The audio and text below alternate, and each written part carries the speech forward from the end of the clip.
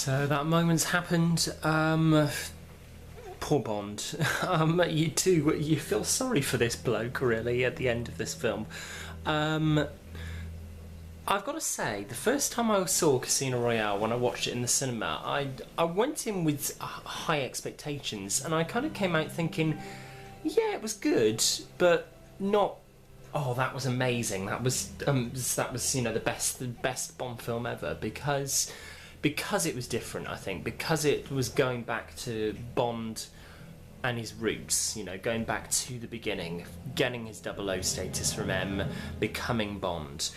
So it's a learning curve for him, and it's a learning curve for the audience as well. And in that sense, I think that's why I didn't really think this is the best James Bond film. Looking at it now and watching it now, I can see why everybody raves about it and why the fans love the film, because it's brilliant. Daniel Craig is superb, particularly as the film progresses. By the end, he's just brilliant, and you can't really imagine anybody else as James Bond. But I think the biggest surprise, not a surprise because I know she's a good actress anyway, but Ava Green was an inspired casting choice for Vesper. Not exactly like the Vesper in the book, but they have obviously changed the book in many different ways.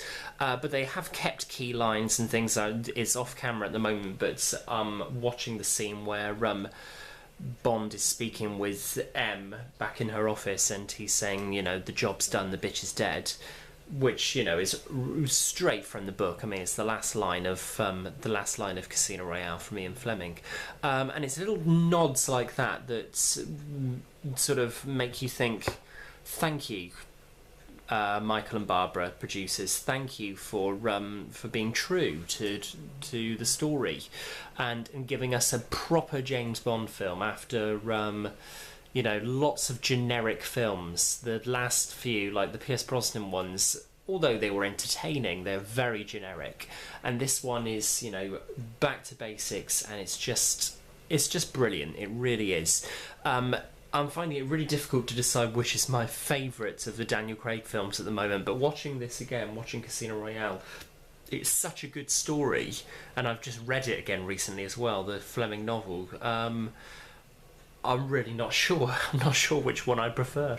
I know which is my least favourite out of the Daniel Craig ones so far, but I don't think that's difficult. I think most people agree with that.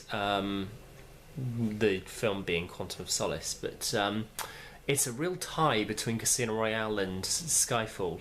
I think because Skyfall's really new as well, I'm not really sure if I like it more than Casino Royale or not, but I guess that's what this marathon's for finding out. So coming up, Quantum of Solace, it's almost 7:20 on Sunday night, and we're down to the last 4 hours. 2 films to go. The first direct sequel in Bond history, Quantum of Solace, is coming up in a few minutes.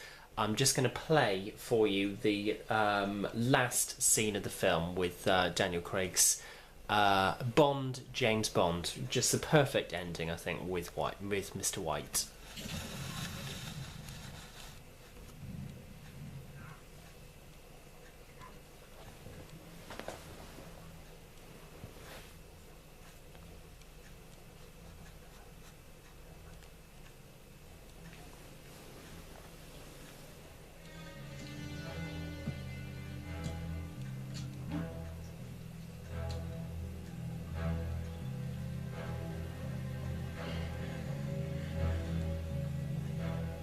My name's Bond. James Bond.